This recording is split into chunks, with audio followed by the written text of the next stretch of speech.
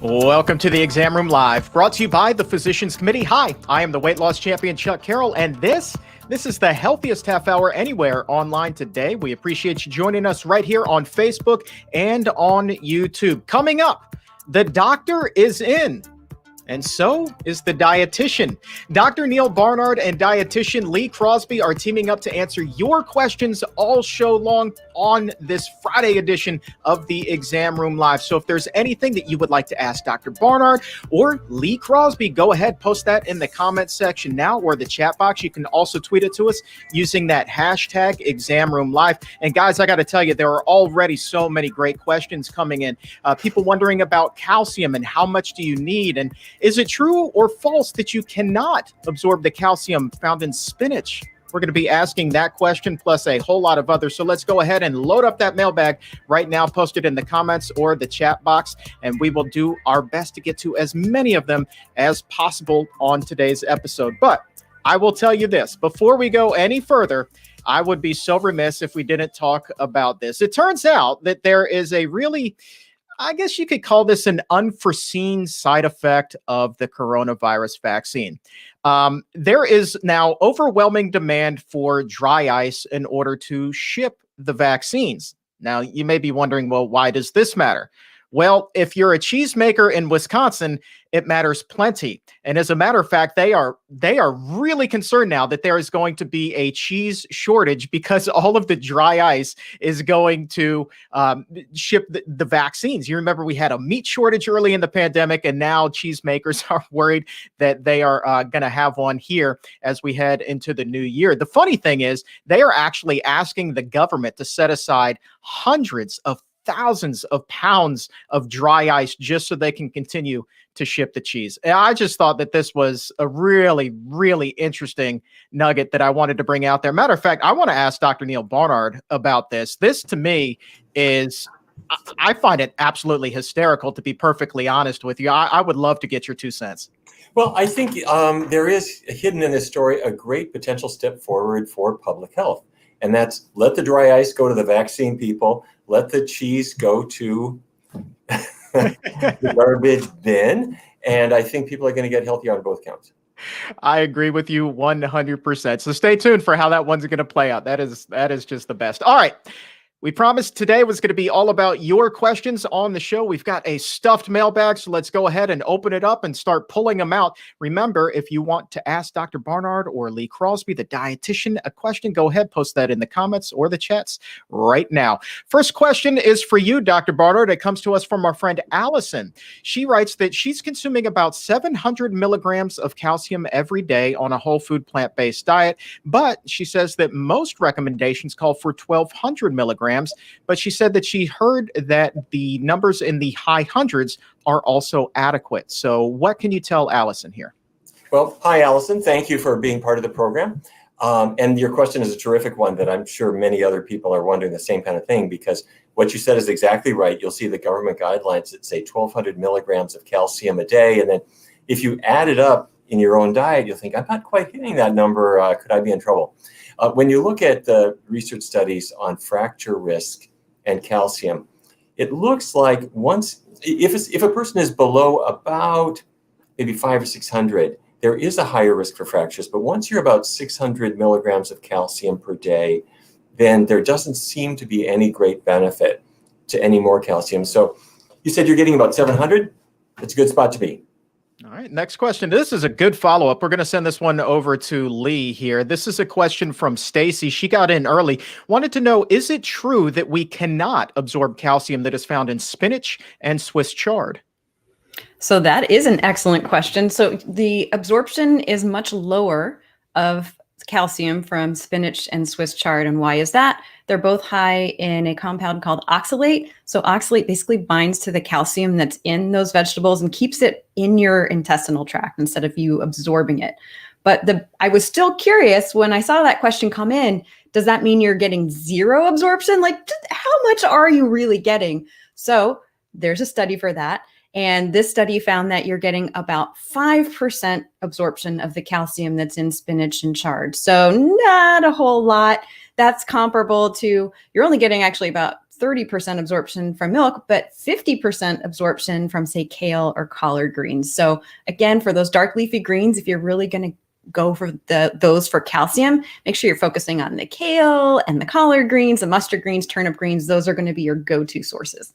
That's not to say, though, that there aren't plenty of other nutrients found in the Swiss chard and the spinach that also benefit the body. Don't get me wrong. I'm a huge fan of anything green and leafy. I pretty much is in my diet daily.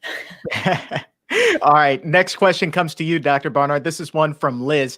She wants to know, what is the optimal ferritin level for women? My doctor would like to see me increase my levels and suggested that I eat meat to do it. Okay.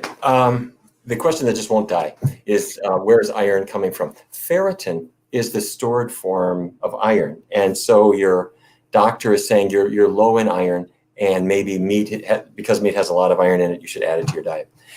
There are levels of ferritin that are written on the little lab slip when they do your blood test. They'll measure your ferritin and look at the normal values. They go through a huge range. They'll be down to about as low as 11 to something like 307 or somewhere in there. That's measured in micrograms per liter.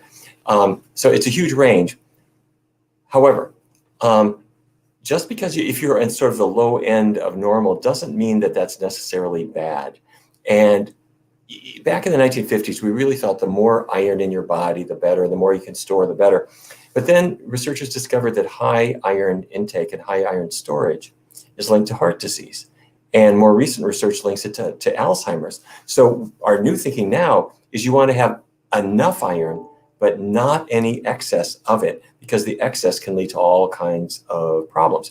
So if you're not symptomatic, and by symptomatic, I mean, if your blood tests don't show anemia, where your red cells are not doing their thing, and you don't have fatigue and you feel okay, and your blood tests are in the normal range, but on the lower end of normal range, leave it alone.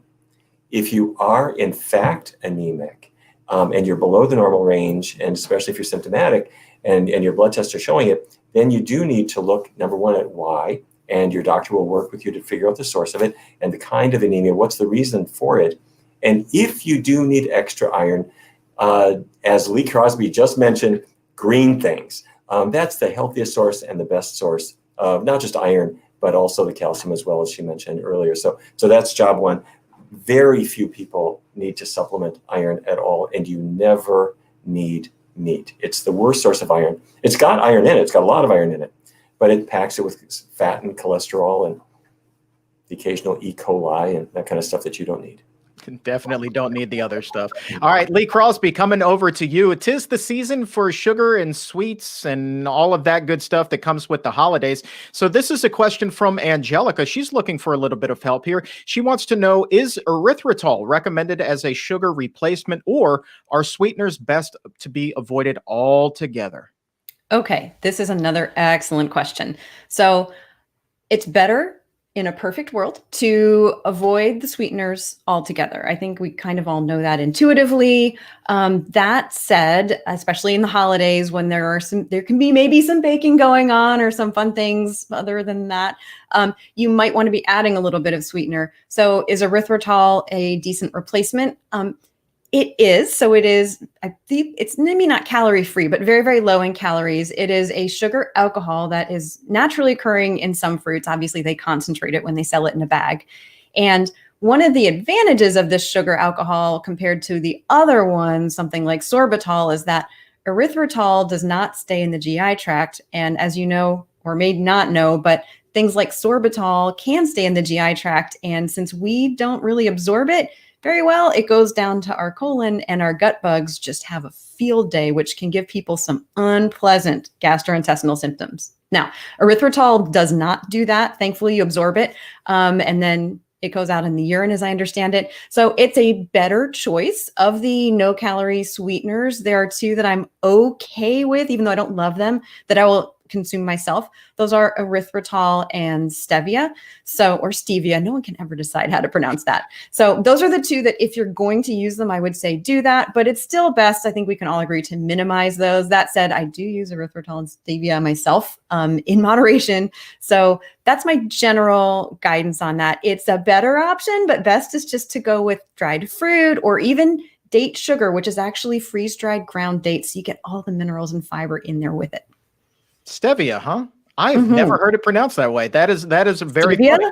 I mean, I still don't. No one has ever given me a good answer. Is it stevia? We can go with stevia. I'm going with stevia. That's the only way that I've heard it. But all right, I'll go with stevia. Potato. Sure. Follow-up question from Pamela. This is really good. She wants to know, what is the maximum amount of sugar that we should be eating every day? Ooh, yes. This is especially relevant when people are doing tracking, like with MyFitnessPal or Chronometer, and I don't eat much added sugar at all, but it will say, oh, you've met or exceeded your sugar goal for the day. And it's like, just after lunch. And I'm like, well, I've only been eating healthy things like fruit and dried fruit. And that's the key. So maximum amount of sugar from whole plant foods, limitless. Help yourself, grapes and, cherries and berries and apples, knock it out. The problem is when you have added sugars, so stripped from all the phytonutrients and minerals and fiber, that's the problem. So the actual recommended limit for added sugars from the 2015-2020 dietary guidelines for Americans is 10% of your calories, which works out for a 2,000 calorie diet to about 12 teaspoons of sugar. When you do the math on 12 teaspoons, that's actually 4 tablespoons or a quarter cup of sugar a day. And that's like the allowable amount. That's a lot of sugar. So in my opinion, I want people limiting. I should say it's less than the average American is eating, which is about 17 teaspoons per day. And a lot of that's coming in like sugar sweetened beverages. So that's because, again, most people, if you sat down and tried to eat a quarter cup of sugar straight, like, good luck. That's not going to happen. So my suggestion is total sugars, particularly those coming from whole foods. Those are the ones, go for it. No limit on the amount of sugar that's coming from whole plant foods, like a whole fruit. In terms of added sugars, minimize as little as possible to get away with whatever level of sweetness you need. Preferably, you will alter your taste buds to the point that regular fruit can taste so sweet you won't need any added sweetener or very, very little. So as little as possible added, as much as you want from whole plant foods. Man, I'm telling you, and Americans, actually, it's a global thing. People just love their sugar. But I remember doing a segment on a local television station here demonstrating how much sugar people eat in a year.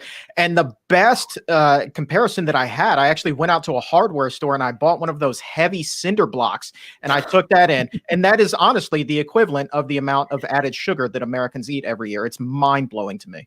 Yeah, and some of it is stealthy sugar too. It'll be in things you don't necessarily expect. I don't tend to sweat those as much. Something like ketchup. Again, it's usually going to be when it's dissolved in liquid like a soda that you can just knock it back and not even blink. And 12-ounce soda, I think, is something like 10 teaspoons of sugar. So yeah, watch out for those sodas.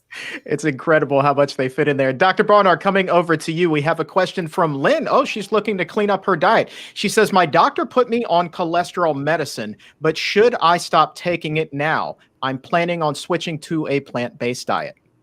Okay, great question. I would not stop taking it now. I would go to a plant-based diet because the plant-based diet will have effectively no cholesterol and it will have no animal fat. And that means you're avoiding the saturated fat that drives cholesterol production. So your cholesterol is likely to fall. Let that happen. And then you might talk with your doctor about, at that point, once you're on the healthy diet, going ahead and stopping the statin or whatever the drug is that you're on. The doctor might argue with you if you have other risk factors for heart disease. For example, if a patient has diabetes, but even without a high cholesterol level, the doctor is likely to say, your risk for heart attack is higher than somebody who didn't have diabetes, so they'll add the statin for protection. If you're in that situation, you're going to have a discussion with your doctor. But if you don't have that kind of condition, then it is not at all unlikely that your doctor's going to agree. You've got a low cholesterol, you don't need the statin. All right. Next question. Lee, I want to team up with you for this one. This one comes to us from Jackie. She writes, I've had weight loss surgery, but gained everything back. Will I get enough nutrients with a smaller stomach? So I'm going to let you answer that from the clinical standpoint, and then I'll answer that from the patient viewpoint. Okay. So refresh me. Which surgery did she have? Gastric sleeve. Gastric sleeve. Okay. So again, that just means that everything is still in the same order. There's no change in where different parts of the intestines are routed, but you simply have a much smaller stomach. This is actually a pretty typical, a really common scenario where people have the gastric sleeve and then they gain it all back.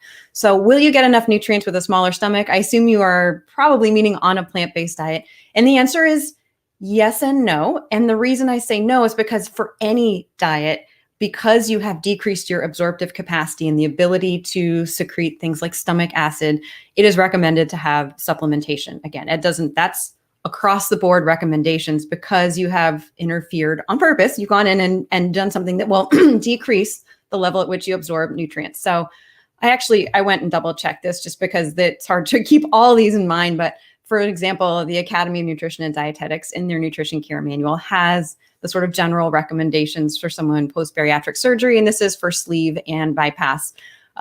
They're saying, again, vitamin B12, which is critical on a vegan diet, but it's important for anyone who's had bariatric surgery because you're not going to absorb it as well. They're saying 300 to 500 micrograms per day, sublingual, so under the tongue, so that you're absorbing it better. Things like calcium, they're recommending 1,200 milligrams a day. Take that away from iron. Iron supplements are also recommended. Again, the amount you would need to tailor with your physician. Recommending vitamin D, a higher dose of folic acid than would normally be recommended. And again, all these things are often found in a bariatric multivitamin. So those, again, are recommended for use lifelong for most individuals after they've had any kind of bariatric surgery. So the guidelines for vitamin and mineral supplementation for anyone who's had bariatric surgery are across the board that, yeah, supplements should be taken because you have reduced your absorptive capacity.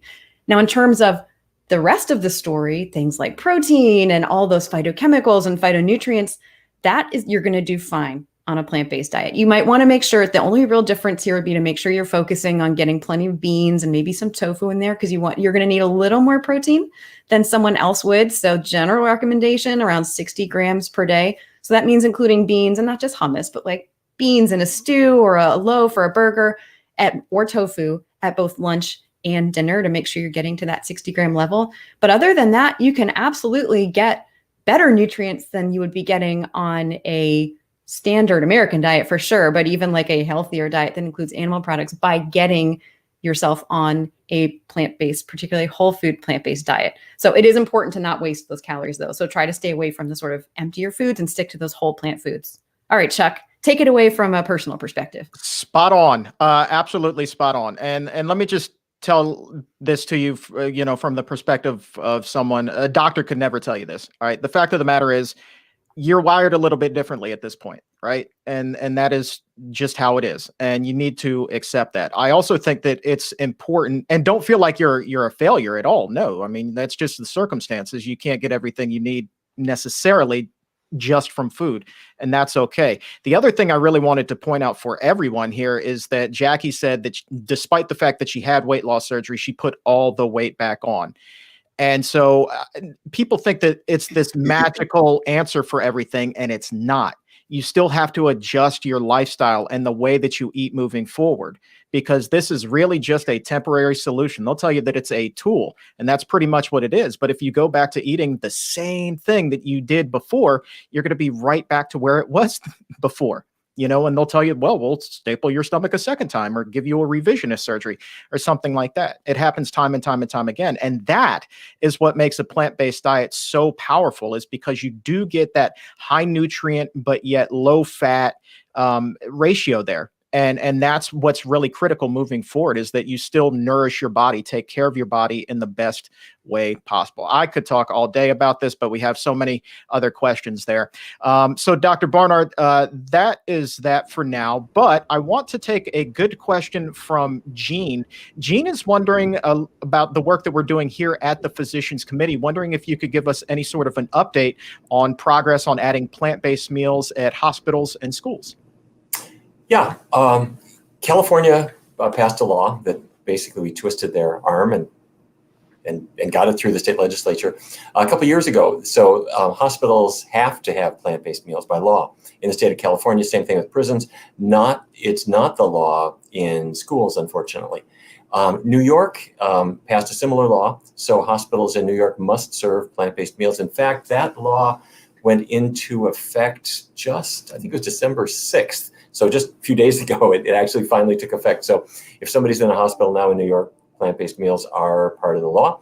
And we are trying to get these other places. The American Medical Association came out in 2017 and said that every hospital should be doing this. And they have a similar policy for schools saying that plant-based meals should be part of the routine for schools. Public policy for schools, unfortunately, is lagging way behind. And let's stick with you here, Dr. Barnard. This is a question from John. He's asking if you could please give your thoughts on probiotics or supplements as part of fermented vegetables. So keeping that gut healthy. Okay, at the risk of contradicting what everybody kind of would like me to say, which is that you need to be taking probiotics, I honestly don't think so. And not even, if you had asked me this about a year ago, I would have said there's one time when you should be taking probiotics. And probiotics are bacteria that are used in a capsule or they're shoveled into yogurt or whatever. And the idea is that you take them and it repopulates the healthy bacteria in your gut. A year ago, I probably would have said there's really only one time that you need them, and that's after antibiotic use. However, I've come to the feeling that I don't think you need them in any situation that I have been able to identify, and here's why I mean that. Your body has plenty of access to bacteria, that you're exposed to them all the time. The real issue is if you have sort of the right soil to grow your garden, so to speak. So in your body, the right soil is high fiber foods. If you're eating fruits and vegetables and whole grains and beans, you'll grow the healthy bacteria. You don't need to take them in a pill. And if you don't have fruits and vegetables and whole grains and beans in your diet and you take a probiotic pill or you take bacteria in yogurt, they will not flourish because you don't have the right soil, so to speak. So what about after surgery? A person has surgery, they go on an antibiotic post-operatively, or maybe you had an infection and you took an antibiotic for that reason. And then the doctor might say, well, take a probiotic to repopulate your gut. Researchers found that the gut repopulates at least as well or better without taking probiotics at all, and people who take probiotics don't benefit. In fact, it even seems to retard the process. So have the healthy foods and the healthy bacteria will follow.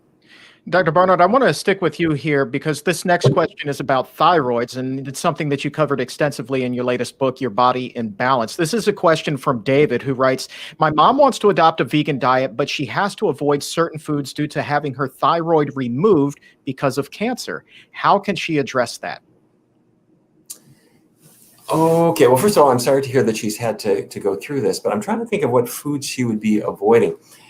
She's had her thyroid removed, and I presume that means that she's now taking thyroid supplementation. And it's true that foods that you consume will interfere with the thyroid supplements absorption.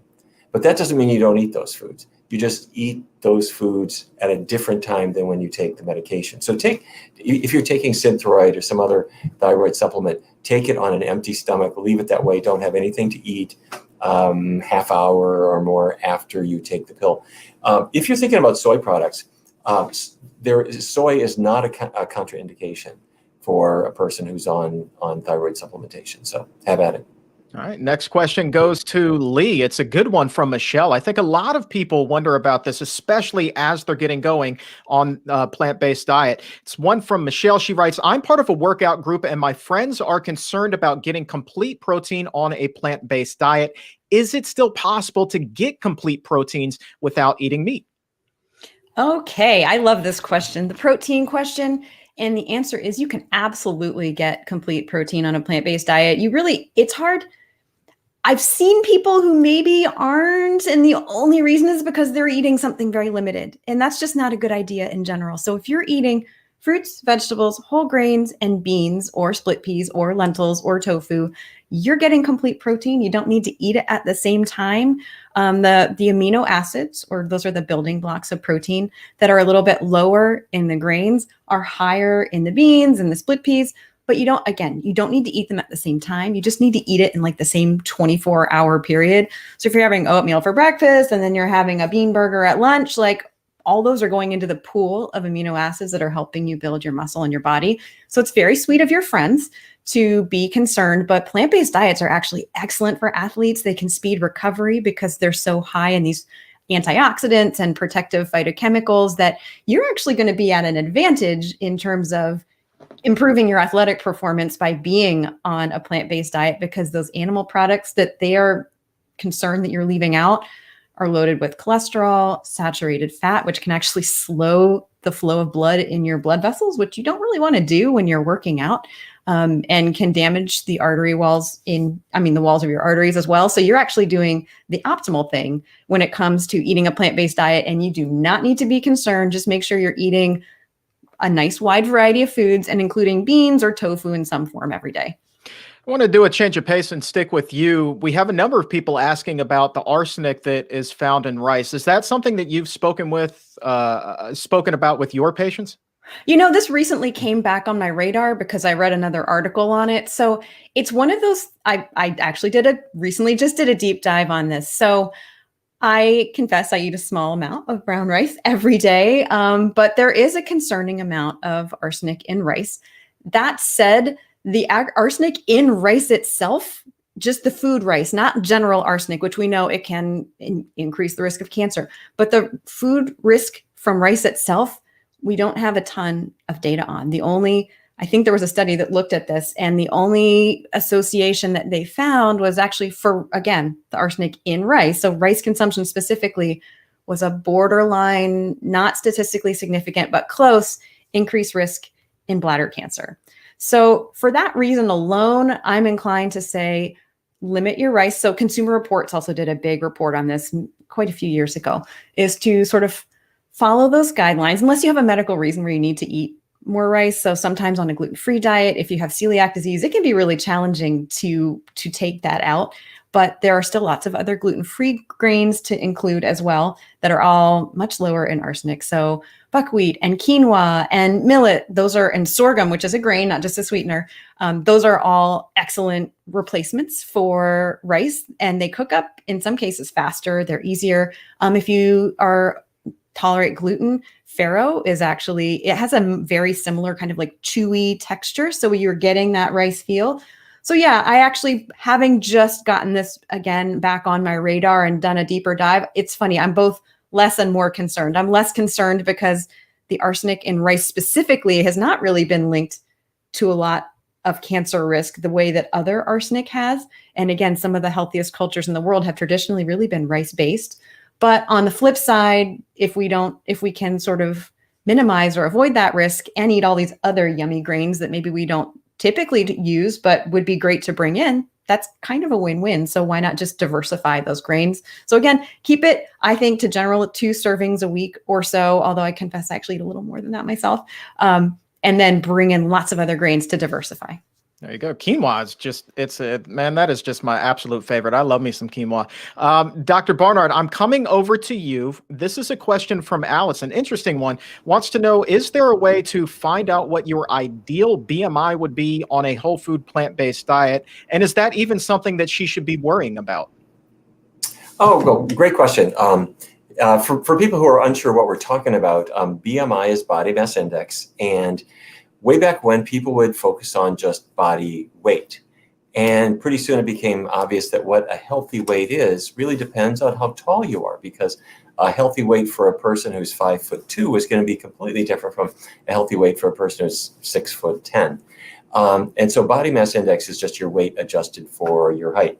And if you want to see if you're in the healthy range, you can go to any BMI calculator online. Just Google BMI calculator. You plug in your height and your weight, and it'll tell you. Now, the numbers that it'll give you, it'll say a healthy body weight is between 18.5 and 25. And above 25, that's more weight than you want. And the reason those numbers were chosen, it's a little arbitrary, but it means if you're above 25, statistically, you're at higher risk for heart disease, certain cancers, diabetes, hypertension, lots of other things. And if you're below 18 and a half, you're at higher risk for some things as well. But because these are kind of round numbers, what's right for you might be different from what's right for somebody else. Let's say you have rather thin bones, but you have a fair amount of fat. The BMI can't differentiate that from a person who's got heavy bones and lots of muscle and relatively little fat. It's a little bit too crude of a number. That all said, I do think that for really the best health, the sweet spot for BMI is sort of on that lower end of normal, between 18 and a half and maybe going up to 22, 23, something in there. That's really the better range. If you're teetering at 24 and a half, you're going to find that your risks for a number of things are higher than they would be at lower levels. All right, we have time for a couple more questions. This is a great one, Dr. Barnard. I'm going to stick with you to ask this. As a matter of fact, I'll get Lee's opinion on it as well. This is from Acidity Wormhole at 1225. They ask, are processed plant foods healthier than animal products? Absolutely. No question about it. And if somebody is thinking, okay, grind up soybeans and make a burger out of that, it sounds kind of processed. Is that better than a burger that came from a cow? The answer is absolutely yes. There's no question about it. Because if you're taking an animal product, quite apart from the cruelty and the environmental destruction and all the other things about it that you know, what are you taking? If you're grinding up mussels, you've got cholesterol, you've got animal fat, which is high in saturated fat, and you don't have any complex carbohydrates, you don't have any fiber at all. If you grind up beans, there's no cholesterol, there's no animal fat, there's plenty of fiber, there's calcium and iron and healthy things, and it's just a day and night difference. So yes, plant food's always better. The one caveat I'm going to have is that always kick out the animal products. Within the plant foods, you'll discover that there are some that really get better and better and better. Read the label. And when the saturated fat content gets really super low, those are your best foods. So you'll see. All right. Lee, would you like to add anything to that? I'm sure that's a question that you get from your patients from time to time. It is, but I don't usually get an either or. And my question is, what is a processed food? So the animal foods, I agree. There's just, again, as a dietitian, if you're like, well, which is better, a soda or a burger? Like, that's the only one where I get, I'm like, you know what? They were just both bad. Like, why do we have to pick? Just don't have either. But yeah, if you have a choice between a veggie burger and an animal burger, take the veggie burger every time. Just every time. Every time. No question about it. No question about it. Okay. Final question comes to us from Rob. Rob is wondering if you could talk a little bit about the difference between the saturated fat that is found in whole foods, such as avocados, versus the saturated fat that is found in oils like coconut oil. Oh, is this for me? Okay. It is for you. I'm sorry. Right. This is yours. No problem. So it's always better when it comes packaged the way that nature made it. So it's maybe not optimal. I wouldn't go heavy on it. In particular, the saturated fat is really highest in the coconut, those kinds of products. So just go nice and gentle on those. But again, when you're eating an avocado, you're getting all kinds of vitamins and minerals. You're getting fiber along with it. So there's a lot going on in that avocado besides just saturated fat, versus if you've ever seen coconut oil in a jar, it's just a solid lump of fat, and the kind that's not good for your cholesterol in particular. So there's a huge difference, and it's what else is packaged with it. The actual saturated fat itself, if you pull it out, if you had solid saturated fat from avocado and solid saturated fat in coconut oil, it's kind of be a wash. But if you're eating a whole avocado, you're getting all kinds of other goodies along with it. In moderation, though, because the calories go up real fast with avocado. Tell me about it, but it's so delicious. All right, here's the score. If we did not get to your question today, and believe me, there are plenty that we did not get to, we will save it, and we will do our very best to get you an answer on an upcoming episode. You guys overwhelmed the mailbag today, so thank you so very much for helping us wrap up the week with a bang. I want to say thank you, a huge debt of gratitude to Lee and Dr. Barnard for joining us and sharing their wisdom today. Thank you both very much. This has been fantastic. Thank you, Chuck. Thanks, Chuck. All right. As a reminder, if you want to schedule an appointment to visit with Lee, you can set up a telemedicine appointment right now, as a matter of fact, at the Barnard Medical Center. All you need to do is pick up the phone and call 202-527-7500 or log on barnardmedical.org. Go ahead and schedule your appointment on that website, or when you call, you can get a full list of states where services are available. You can find out about insurance, and you can schedule your appointment. So that's barnardmedical.org, or call 202-527-7500. And if you're looking for something to listen to and raise your nutrition IQ with over the weekend, might I suggest the latest episode of the Exam Room podcast? Had an opportunity to sit down again with Dr. Hana Kaliova and talk about her groundbreaking new study on metabolism and weight loss and plant-based diets. We had her on the Exam Room Live last week to talk about this. Well, here we have about 40 minutes to do a really deep dive on this and really dive into the mechanisms about why a plant-based diet is so helpful for boosting metabolism and helping out with weight loss. That secret weapon that you only get with the plant-based diet. She and I talk all about that. So head over to Apple Podcast or Spotify, wherever shows are available. Look for the Exam Room by the Physicians Committee. Hit that subscribe button and leave a 5-star rating if you would be so kind. And that is all the time that we have for today's show.